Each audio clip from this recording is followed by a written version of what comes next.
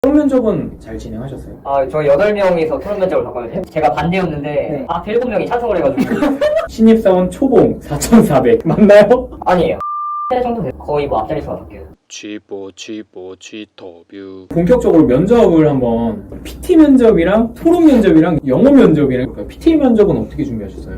문제가 기억이 나시나요? 이게 맞는지 모르겠어요. 제가 찾아봤는데 거푸집을 사용해야 하는 이유, 거푸집의 압축 강도에 따라 그러니까 이런 식으로 전공 관련된 진짜 뭐 시험 문제처럼 나오는 데도 있고 어떤 문제 해결 능력을 보기 위한 그러니까 학교에서 배우진 않았지만 어떤 데이터를 읽고 논리적으로 논리적으로 이렇게 추론할 수 있는 능력을 보는 데도 있고. 지금 계신 기업에 입사할 때는 어떤 문제 나오시는지 혹시 기억나시는 거 있나요? 이런 유형이었어요. 전공 지식을 약간 물어보는? 네. 저희 회사 같은 경우에는 주제를 본인이 직접 약간 카드 뽑듯이 뽑게 해가지고 그거에 나온 주제에 대해서 하는 거였는데 안 보이는 채로 뽑아서? 네. 그것도 약간 그 몸발 게임이에요. 쉬운 거는 아니면 자기가 진짜 잘 아는 거 뽑히면 진짜 대박인 거고. 근데 뭐 진짜 뭐 아무도 모르는 뭐 그런 거 나올 수도 있는 거. 그렇죠. 자기가 A4 용지에다가 진짜 학교 시험 보듯이 그 문제에 대한 답을 이렇게 서술을 해요. 그런 걸 하면은 이제 시간 다 됐습니다 하면은 자기 시험지를 이제 한 장을 복사를 해가지고 그룹으로 들어가가지고 복사한 건 면접관들한테 이거는 내가 보면서 이제 발표하고 그러면은 서로 같은 화면을 보고 얘기하는 거니까. 토론 면접은 잘 진행하셨어요? 저 8명이서 토론 면접을 봤거든요. 네. 제가 반대였는데 네. 앞에 7명이 찬성을 해가지고 어떤 유세인지 기억나요? 제가 했던 주제는 가짜뉴스. 가짜뉴스를 완전히 통제를 하는 게 맞냐 아니냐. 네. 저는 아니다라고 했거든요. 가짜 뉴스를 완전히 통제하지 않아도 된다. 네, 저는 그렇게 말했거든요. 왜 그렇게 생각했어요? 그러니까 뭐 애초에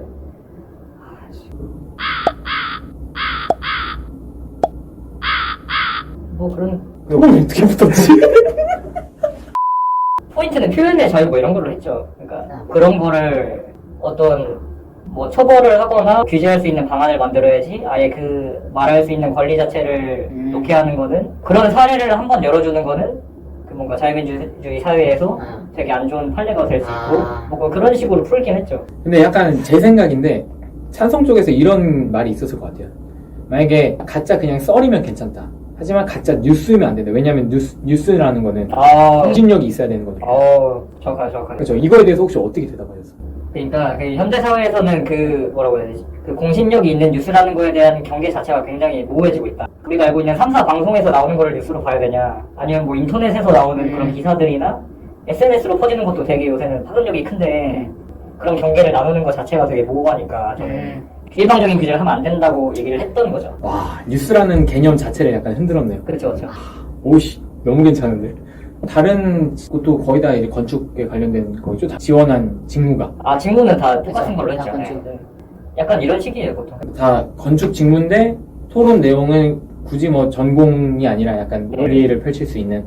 보통 서로 얘기하는 그런 거를 보고 뭐 경청을 잘 하는지 무례하지 않게 이거 진행을 잘 해가지고 얘기를 하는 뭐 그런 거를 보기 때문에 태도를 보기 위한, 논리력도 보지만 태도를 보기 위함이다. 그런 거 같아요. 그런 거 보면 네. 지금 계신 곳에서는 영어 면접 했어요? 봤어요. 영어 면접은 어떻게 잘? 아니요, 진짜 네. 진짜 개 말아먹었어요. 진짜. 그죠, 이거는 토스가 아니니까. 아니 생각보다 애들이 영어를 되게 잘해가지고 같이 들어간 애들이. 근데 진짜 이공계다 보니까 네. 영어는 진짜 심각한 수준이냐 아니냐 그냥 그거를 걸러내는 정도로만 보는 것 같아요. 맞아요. 저도 그런 것 같아요. 이과는 영어를 막 그렇게 잘 안 해도 영어 면접 근데 아예 막 한마디도 못하고 막 그냥 걔 절고 막 이런 건 아니죠? 그 정도는 아니었죠? 왜 그래요? 기억에 남는 영어 면접 질문 혹시 있어요? 지니가 너한테 소원 3개를 들어준다고 했을 때 뭘 말할 건가? 그런 것도 있고. 이거는 왜 어떤 걸 물어보기 몰라. 이거 왜 뭐지 이건? 이게 질문의 의도가 뭐야 이건? 그러니까 사실 영어 면접은 내용이 중요한 것은 않아요. 그러니까 영어를 그냥 뭐 자연스럽게 어느 정도까지 말할 수 있느냐를 보는 것 같고 질문 중에 그런 것도 있었어요. 네가 하고 싶은 일을 하는 거랑 돈 많이 버는 것 중에 뭐를 할 거냐? 영어 면접에서? 네. 이 정도는 약간 자기 생각을 깊게 말해야 되는 거기 때문에 조금 어려울 수 있겠네요. 그렇죠.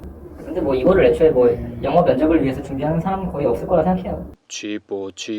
인터뷰 아마 이 영상을 보시는 분들은 거의 이공계이시거나 아니면 건축직에 입사하려면 어떻게 해야 되는지 궁금해서 들어오셨을 텐데 현장 분위기는 어떤지 아니면 하고 싶은 말은 뭐 있는지. 현장 분위기는 뭐 되게 좀 거친 분위기도 많이 좀 연출이 되고요. 그리고 되게 좀 기싸움이라던가 좀 뭐 그런 것들이 오가고, 사실 막 일반적인 회사원들이 뭐 회의할 때 말하는 막 그런 뭐 젠틀한 말투로 뭐 그렇게 하고 그런 분위기는 아니에요. 혹시 욕한 적 있어요? 현장 가서? 아, 그 사람한테? 사람한테 들리게 하든 아니면은 사람한테 하든. 아, 진짜 막 욕을 하진 않죠. 어쨌든 이 사람이랑 나하고도 회사 대 회사의 관계이기 때문에 그쵸. 막 그 정도까지는 안 하는데, 아, 막 진짜 뭐라고 막 이렇게 혼내듯이 막 짜증내고 뭐 이런 경우는 꽤 있어요. 거기서 일하시는 분들은 조금 연령이 좀 높으신 분들이시잖아요. 그쵸, 저 보통 많죠. 근데 그렇게 말하면 그쪽에서 반응은 어떻게 해요? 그러니까 시공사하고 보통 그 아래 협력업체하고의 관계는 저희가 그쪽에 돈을 주는 입장이기 때문에 사실 갑의 입장이에요. 사실 가불이기 때문에, 네. 근데 케바케긴 해요. 진짜 엄청 똑같이 저한테 그렇게 막 화내는 사람들도 있는가 하면은 그래도 뭐 이렇게 좀 이렇게 받아주려고 하고 알겠습니다 하는 사람도 있어서 아. 그게 좀 어렵죠. 그래서 어떤 일을 시키거나 화를 낼 때도 네. 그걸 좀 봐가면서 아, 해야 되는 게 아니 눈치 굉장히 많이 그런 거 안 먹히는 사람인데 막 이렇게 그쵸, 생각하면 그쵸. 큰일 날 수 있어가지고. 잘 말하면 되는 사람인데 괜히 이렇게 했다가 또 막 일 벌어지고. 그리고 잘 말하면 안 되는 사람도 있고, 그런 거 보는 게 되게 현장에 적응하는 과정이라고 생각을 하고, 사실 그런 것 때문에 현장 경험이 있는가를 되게 중요하게 생각하는 것 같아요. 인턴이나 뭐 어쨌든 현장에서 직접 뭐 다니면서 일을 해본 경험이 있는 거를 그래서 중요하게 생각하는 것 같으니까, 그 분위기 자체를 못 견뎌가지고 그만두거나 뭐 그렇게 하는 사람들도 상당히 많기 때문에. 아, 진짜요? 그쵸. 동기들 중에서도 혹시 그만둔 동기가 있나요? 동기 몇 명 있어요. 벌써 그만뒀어요? 그쵸. 아, 진짜 빡센가 보네. 그리고 현장이라고 해서 사무실에서 일하는 것처럼 그런 데서 받는 스트레스가 없는 것도 아니기 때문에, 아, 사무실 스트레스는 사무실 스트레스만큼 있고. 그리고 또 현장에서 현장에서 특수성이 또 있기 때문에 아. 좀 힘들게 느끼는 분들이 좀 많거든요. 현장과 사무실의 비중을 따진다면은 보통 어디에 더 많이 계세요? 반반이라고 얘기할게요. 경우마다 너무 다른데 현장에 체크할 게 많거나 뭐 이럴 때는 하루 종일 나가 있을 때도 있고, 서류 정리하는 것도 따로 하기 때문에 또 뭐 그런 날은 또 하루 종일 뭐 사무실에 있을 때도 있고 한데, 있는 시간을 굳이 나누자면 반반 정도 되는 것 같아요. 네, 지금 일하시는 지역이 평택이라고 하셨나요? 맞아요. 거의 평택 안에서만 계신지 아니면 뭐 파견도 나가시고 하시는지. 파견 나갈 일은 거의 없다고 보면 돼요. 한 뭐 대리급 정도까지는 뭐 파견 같은 건 거의 나갈 일이 없지 않을까. 아, 근데 건축 현장이 평택에만 있는 게 아니잖아요. 그쵸. 근데 어떻게 파견을 안 나가지? 아니죠. 애초에 저는 이 현장 소속인 거죠, 지금. 그래서 이 현장이 끝나면 다른 현장으로 갈 수는 있죠. 아, 그러니까 건축이 다 될 때까지는 네. 무조건 여기 소속인 거구나. 그렇죠. 그래서 제가 지금 맡은 현장에 담당하고 있는 구역도 있고, 담당하고 있는 그런 공정도 있고, 그러다 보니까 여기 이렇게 상주하면서 하는 거고, 만약에 뭐 딴 데로 가는 사람은 아예 딴 데로 가거나, 현장이 끝나서 뭐 딴 데로 가거나 이렇게 하는 거. 그럼 보통은 이제 현장 끝나면 또 옮기겠네요? 옮기죠. 가정 있으신 분들이나 이런 분들이 되게 좀 곤란한 상황들을 아, 많이 그렇구나. 봤어요. 이렇게 계속 왔다 갔다 하면서 뭐 이사를 계속 같이 다녀야 되나 하고. 지금 계신 기업이 들어갈 정도의 그런 규모면은 한 2, 3년 걸리나요? 한 현장이 네. 일반적인 경우에는 2, 3년 보면 돼요. 그냥. 그럼 2, 4년마다 옮겨 다녀야 되는 거네. 그쵸. 이게 엄청 단점이네요. 그게 치명적이죠, 사실. 홀몸이면 괜찮은데, 뭔가 뭐 식구들이 있거나 이러면 그쵸. 진짜 힘들어지죠. 특히 좀 결혼해서 자녀분들이 있고 한 경우에는 진짜 좀 곤란할 것 같더라고요, 제가 생각하기에. 건축에 아예 사무직만 하는 데도 있잖아요. 있어요. 그분들은 안 옮겨 다녀도 되겠네요. 사무직이라는 것도 그 현장에 있는 사무실에서 돈 관리나 뭐 이런 관리 쪽 일을 하는 분들도 있고, 현장에 안 나가고 사무실에서만 네. 아예 본사에서 하는 경우도 있고 해서, 방금 말씀하신 거는 약간 본사에서 일하는 케이스인 거죠. 이 기업을 이제 찾아보면 요즘에 정보가 워낙 좋잖아요. 아, 그럼. 네, 정보가 워낙 좋아서 안 나오는 게 없어요. 자, 신입사원 초봉 4,400. 맞나요? 맞나요?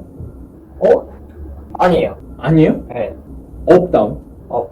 업이에요? 업이에요. 얼마나 더 업? 5천 초반대 정도 돼요. 5천 초반대요? 네. 이게 뭐 보너스랑 이런 거 다 합쳐서? 그러니까 찾아보신 거는, 네. 그러니까 같은 계열사 안에서 현장직이 있고 아닌 게 있어요. 네. 아닌 쪽을 보신 거예요. 현장직은 거의 뭐 앞자리 수가 바뀌어요. 지금 격주로 토요일에 근무를 하시잖아요. 그렇죠. 사무직은 아마 그게 없지 않을까 싶은데. 사실상 저희는 한 달에 2번 주말 근무를 하는 거를 네. 무조건 필수로 해서 그것까지 포함해서 이렇게 많이 주는 것도 있고, 뭐 현장 수당도 있고 뭐 이렇게 하는 건데, 제가 알기로 좀 이름 들어본 그냥 건축 회사들 신입사원들 초봉이 거의 다 그런 거예요. 5천 초반. 네. 흔쾌히 이렇게 와주시고 또 인터뷰도 잘 해주셔서 너무 감사드립니다. 박수 한번 하세요. 아, 반갑습니다. 너무 반가워요. 끝나는데. 감사합니다.